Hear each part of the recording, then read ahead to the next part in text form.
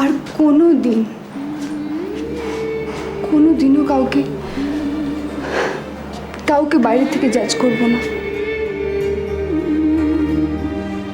কি বলবে বলো তো? বাইরে থেকে দেখে ভেবেছিলাম খিটখিটে বদমেজাজি, আর আসলে উনি মোটেই বদমেজাজি নন। উনি ভালোবাসেন, উনি কাকুকে সত্যি খুব ভালোবাসেন। ওনাদের দিকে কিরকম মনে হচ্ছে যে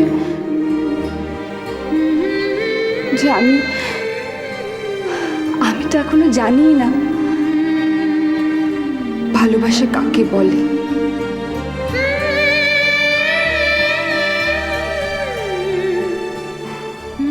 জানো ঈশান, যখন সিড আমার জীবনে ছিল, আমি ভাবতাম ওটাই ভালোবাসা, ওটাই আমার। তারপর তুমি আমার জীবনে এলে, আর আমি তোমাকে সত্যি খুব ভালোবাসি।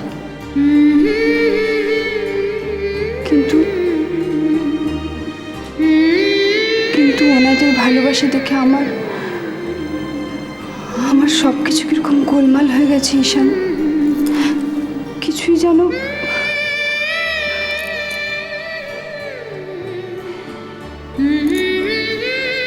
বুঝতে পেরেছি তোমার খুব মন খারাপ হয়েছে, তাই না? আমিও তাই ভাবছি, যদি কাকিমার কিছু হয়ে যায়, কাকু একা একা কী করে থাকবেন? কি অসম্ভব ভালোবাসেন কাকু কাকিমাকে। কাকিমা কাকুকে আরো বেশি ভালোবাসে।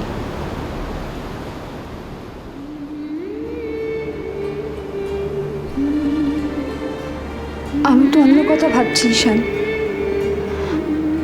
আমরা কি সত্যি এখনো ভালোবাসি কাকে বলে চিনিনি? মানে কি মনে হচ্ছে জানো, আমরা শুধু আজ অব্দি ভালোবাসার সারফেসটাকেই ছুঁয়েছি।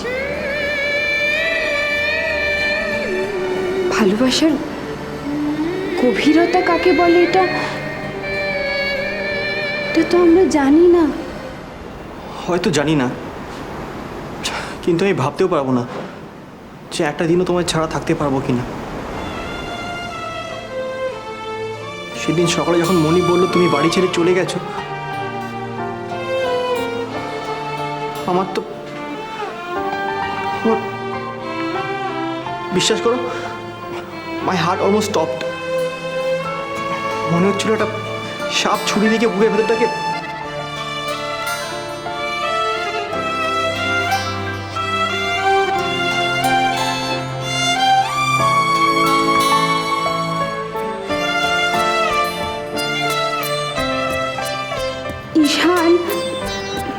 ঈশান, তোমাকে আমাকে ছেড়ে থাকতে হবে কেন?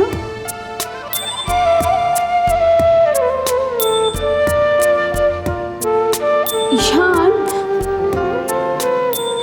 এসব বলছো কেন? আমি তোমাকে ছেড়ে কোথাও যাব না।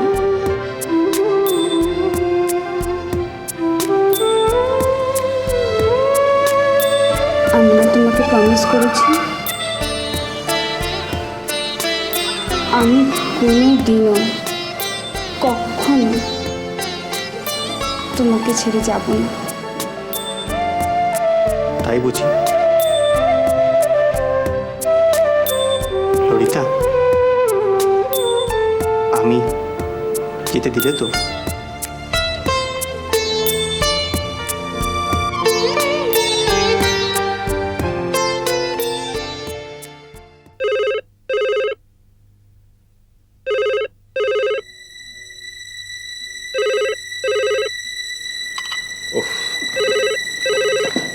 আমি দেখছি। হ্যালো,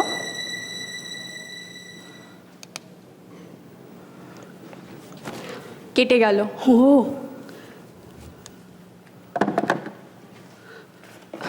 বাবা, ঘুমাচ্ছিলাম তো কি হয়েছে, ডাকতেই পারতে। যাওয়ার আগে ঠাম্মির সাথে দেখাই হলো না।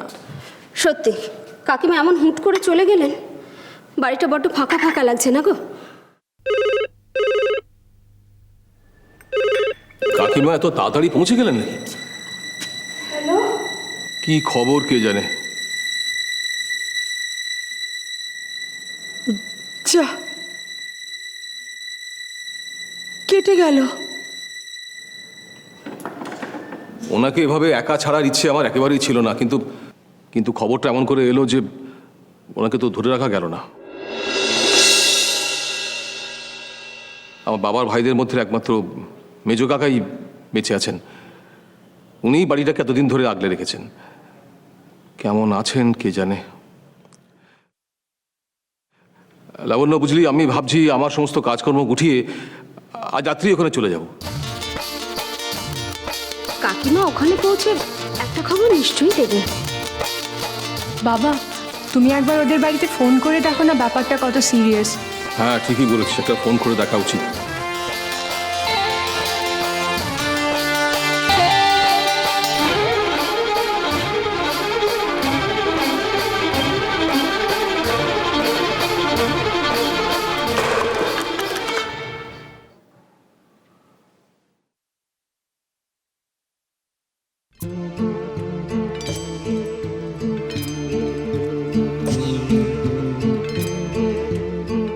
ভাঙলে ভাঙলে তো কি ব্যাপার বলো তো তোমার?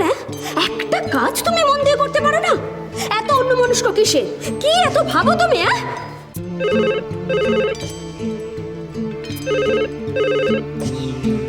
আয় দাঁড়াও, যাও ওগুলো পরিষ্কার করো, যাও।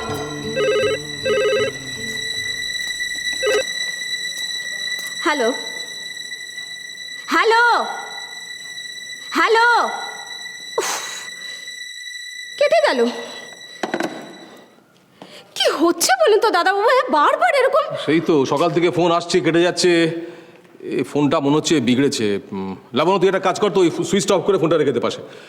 আর মিনু, তুমি নারায়ণকে বলো যেন খবর দেয় টেলিফোন অফিসে, যেন অতি অবশ্য খবর দেয়।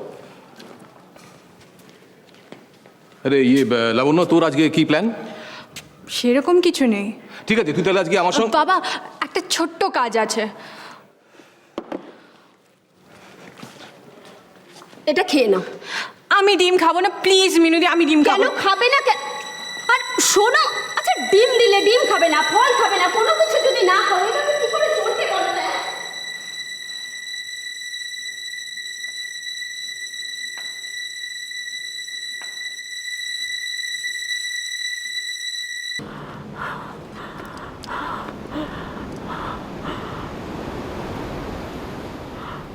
এক সেকেন্ড দাদা।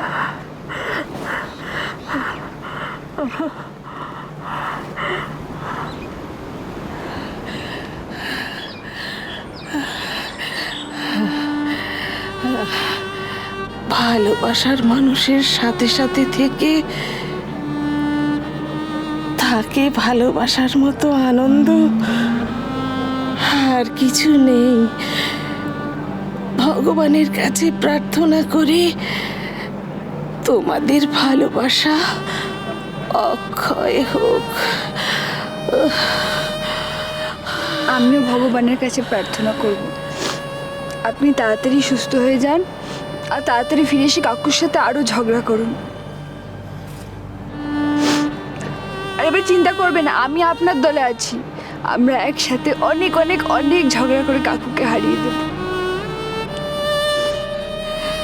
ওর বাঁচার ইচ্ছেটাকে জাগিয়ে রাখার জন্যই তো আমরা তো ঝগড়া ওর সঙ্গে।